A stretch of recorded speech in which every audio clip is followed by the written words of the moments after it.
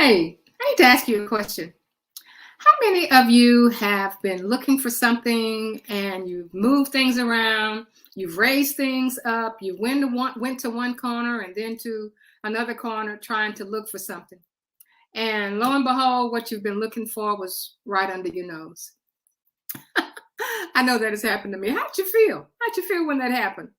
Well, it's according to how you're feeling that particular day. It could be that, oh man, I feel stupid because I couldn't find that. Or you just kind of laugh it off and say, man, my glasses were on top of my head and I was looking for my glasses all along. Well, in the same vein, how many of you are sending teachers to trainings trying to find something new? So why do you do that? You say, well, why? Why? Because, we're a low performing school. We are trying to overcome our learning loss from COVID. Our attendance is low. Our discipline is a problem. We have all kind of issues. So you're trying to find something to help us. Well, I found that as principals, that you spend all kind of money, as much money as you could get approved by central administration, to send your teachers, to send your administrators, to send your instructional coach. You have spent money for trainings for yourself. Because, when your people come back, sometimes they give you all the training and sometimes they don't. So you decide you're going to go yourself and try to find the training that you need in order to turn your school around. Well, if you know that you need some extra assistance because there's something that you're looking for that's right under your nose, you're in the right place. And if you think that you don't already have all the answers, you're in the right place.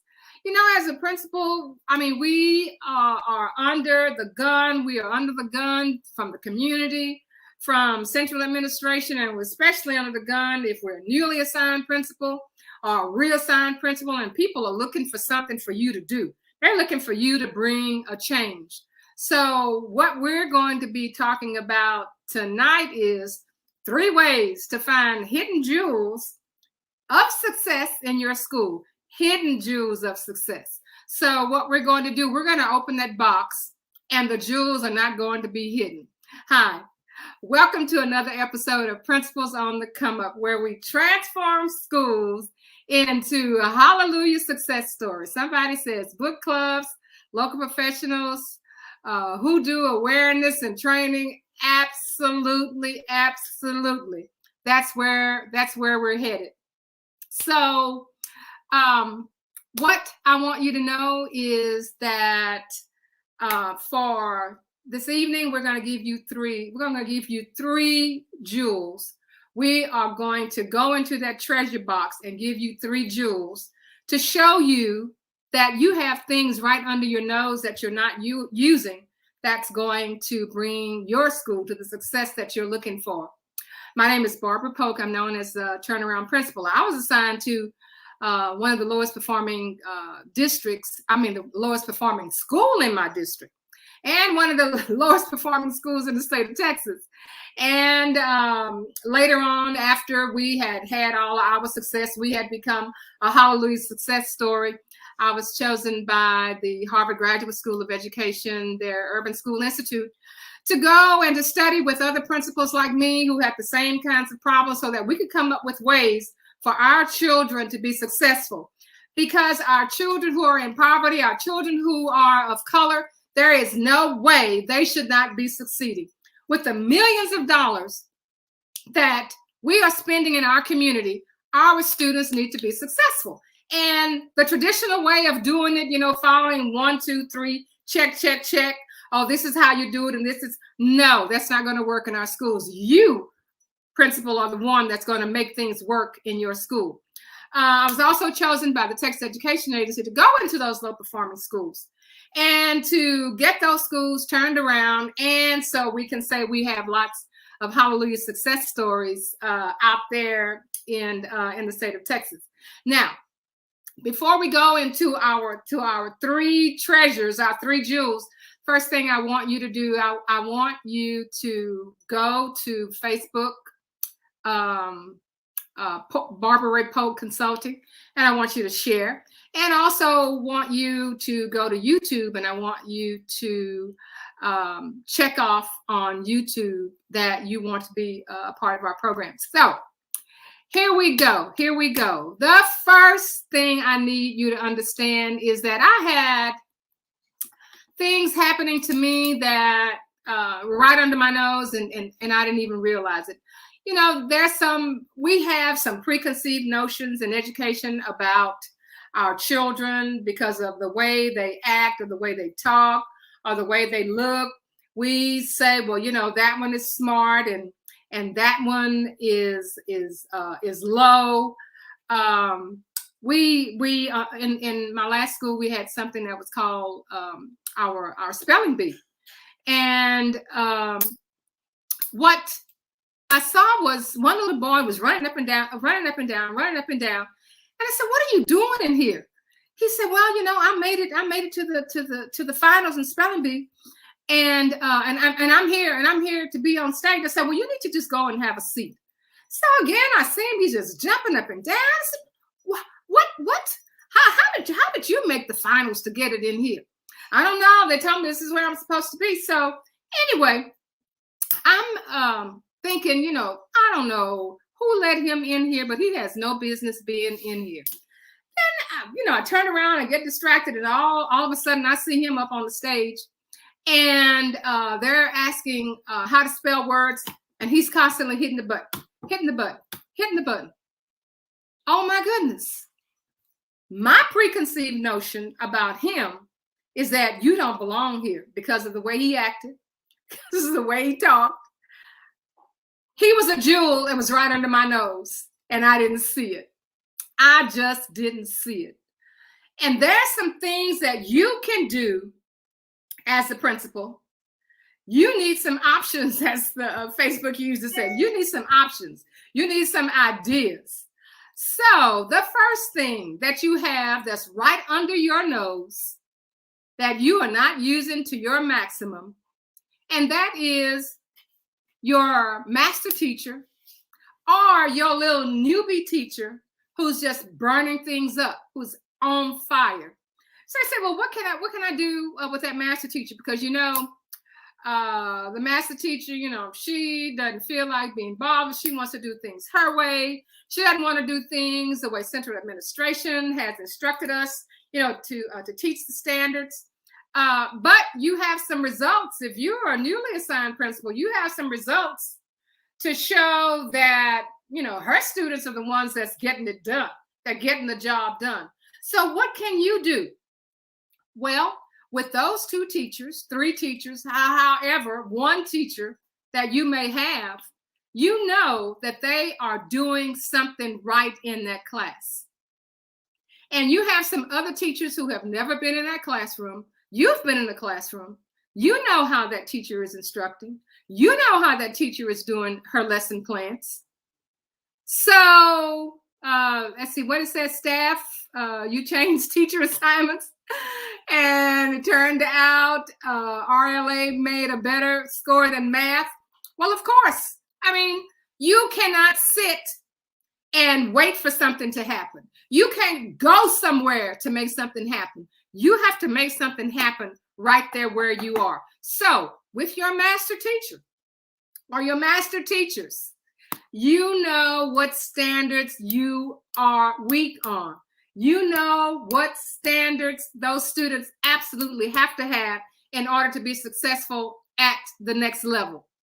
So why don't you have your teachers to do the professional development right there on your campus? You said right there on my campus. Yeah, that's right.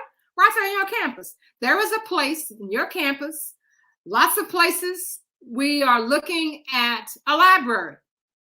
You may have another place. You may have a media space in your school. Have your professional development right there on your campus. So you say, well, and during the school day. So you say, well, how can I do that? Well, you and the instructional coach, you get together and you decide what teachers you think would be a good fit to do the professional development. And you get with those teachers and you ask them, would they provide some professional development for, some of your new teachers or teachers who have not been exposed to their teaching style? And you come up with your agenda, you come up with your handouts, and here's the key. You get a request for a substitute teacher to be in those teachers' classes for a half day, maybe 2 half days, okay? And you start practicing. You start doing the instruction. I don't know who my Facebook user is, but they're saying, yeah, you had me AP present on rigor teaching. I still remember those points. Exactly. That's the way it's done. That's why our school was a hallelujah success story. That's why people came looking for positions on our campus in January, because we were a hallelujah success story. We use our master teachers. We use our newbies. We use people who were interested in sharing what they had. And if your master teacher is not one, or your teacher of the year. I mean, my goodness, we have all of this recognition for teacher of the year. You got your teacher of the year in that building. Hopefully you got your teacher of the year still in that building. And if you have, then get that teacher, ask that teacher, recognize that teacher as the teacher who is going to be doing the training of colleagues. Now, I know that some of your teachers will say, "Oh, well, I don't know if I can do that. I don't know if I can show them. I don't know if they'll understand the way I teach. The way I teach is not the way they are telling me to teach in central administration. But this is what works for my students." Oh my goodness, that's how you get it done. That's how you get it done. Well, I don't know. Whether I can get a substitute approved for training that's in my building. How do you find out? You ask. And when they tell you no, then you go to them and you explain to them what you're doing, why that's important. Okay? That's how you do it. That's how you do it. You can even have the option of having your master teacher or your newbie. They can even do their training online. You can set that right there up in your building if they feel more comfortable doing it that way. But you have to have some options. You cannot stand around sending people away from your building, getting training, coming back, hoping that the training works, and you don't have any evidence. That's one jewel that you can use. Jewel number 2. What about your PLCs? You say, oh, PLCs, oh my goodness, my goodness. First of all, we can't even get people to get the PLCs on time.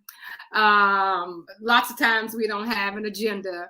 Or we're doing the same thing over and over and over. We're sitting there listening to people, with excuses in the PLCs. And then some of you have some excellent PLCs. They're just working like a greased wheel.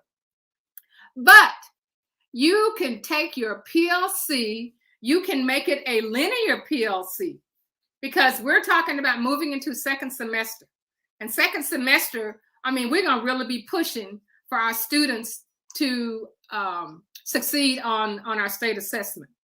So what you need to think about is, how can you take that PLC and have it focusing just on your content areas where you have the most difficult standards? And then what you do is you get with those departments and you have those teachers to do their own assessment. Have the teachers to write their assessment. Have the teachers to look at their exit tickets. That's going to give you the data that you need in order to make a change in your instruction. So you get together, you decide that for 6th grade math, this, and we're going, and we're doing standard 6.13, and we are going to make up our own assessment.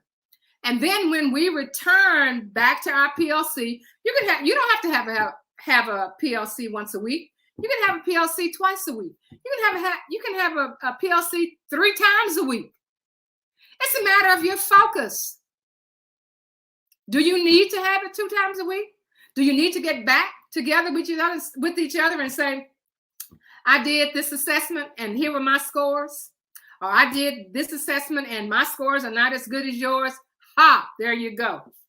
If your scores on your assessment are not as good as mine for 6.13, and I have better scores than you on 6.27, then I need to show you how I'm teaching that, and you need to show me how you're teaching yours. That's your jewel. That's your jewel. Use your people. Don't, of course, go to training. Of course, you need to talk to other people. Listen to how they do things. That's the whole part of networking. But you have a network right there on your campus. I tell you another jewel, this is just something extra. Some of you have some substitute teachers who have been subbing, teaching that same content on your campus for years. They may not know how to teach a whole lot of the standards, but they know how to teach 1 or 2 right.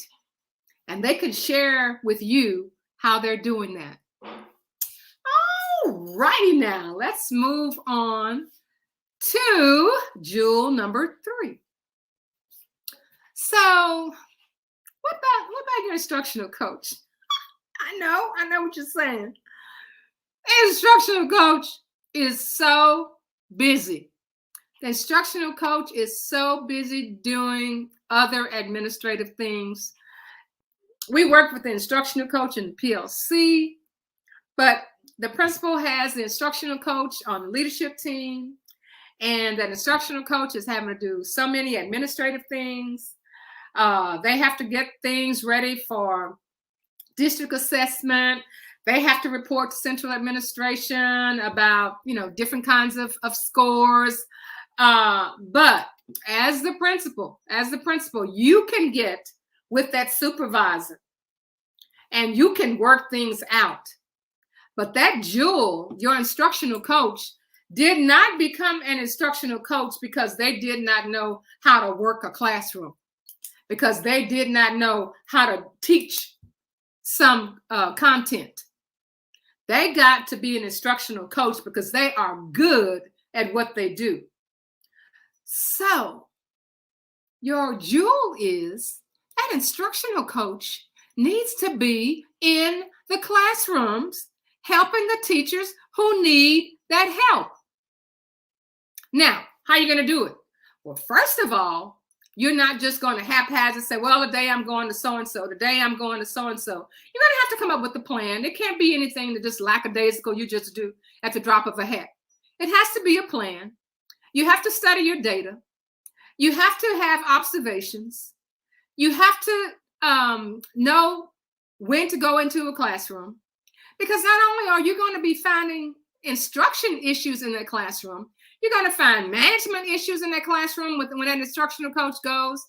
You're going to find that you thought the teacher knew what she was teaching and she really doesn't know the content.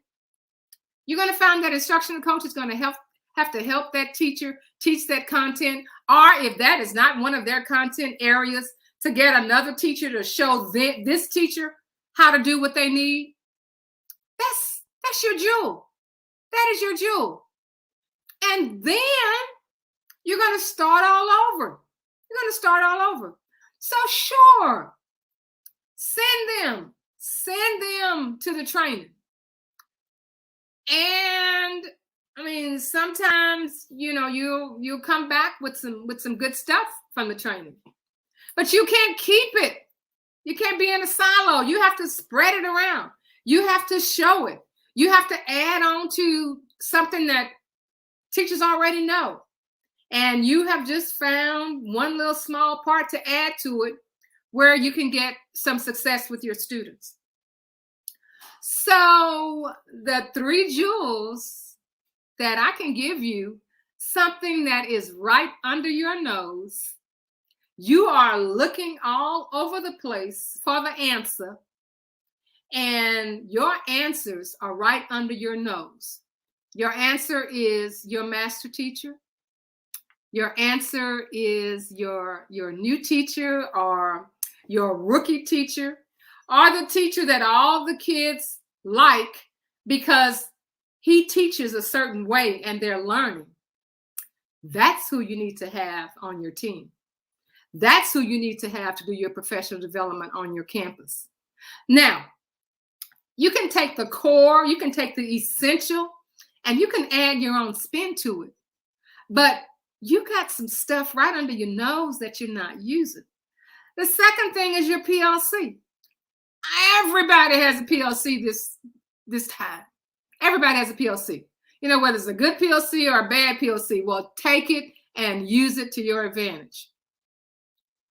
Take those PLCs, look at your standards that you need to work on, that you have trouble with.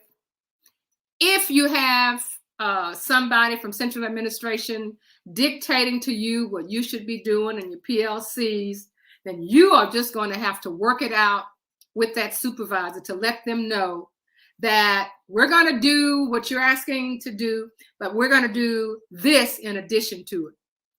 It has to be that way. They didn't put you in that position as the principal to be a puppet, to just, sit and, not use your gifts. You didn't get to be a principal by, not knowing what to do. You've been in the classroom. You know what to do. You just can't follow the pattern and expect to have, good success. You have to add your own flavor. You have to make it your own. And when you do that, then you will see that you will have some success. And the third thing, again, is your instructional coach. Your instructional coach is the bomb. I'm telling you. So what happens is that principals use those instructional coaches. They're usually on the administrative team, and they have so many administrative things to do, but you have to inspect what you expect. If you expect your instructional coach to be in those classrooms to be able to help those teachers, then you are going to have to inspect that to get the kind of results that you need. They are going to have to be in the classroom. They are going to be dissecting data along with you to know what teacher needs what. And at the same time, you're going to find that there's some planning that they need instruction with. It could be some content that they're not good at. And they have to feel comfortable enough to tell that instructional coach that I'm really having problems with this.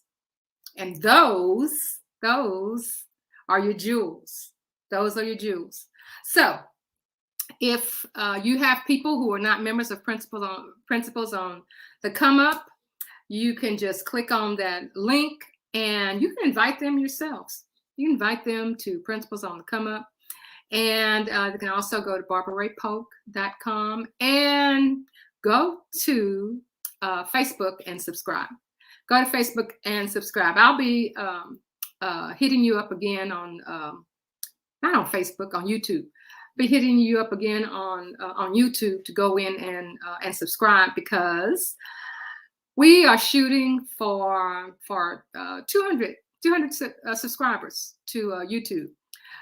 We have YouTube here, and one of my Facebook users says, good resource. 1, master teachers. 2, PLC. 3, instructional coaches. All right. I appreciate you taking those notes. So we will see you again next time. What's in your toolbox? I got some more stuff in my toolbox, and I'll be bringing some more things that you're just kind of, taking for granted. We'll be talking about some more the next time we see you on Principals on the Come Up, where we transform schools into hallelujah success stories. See you next time.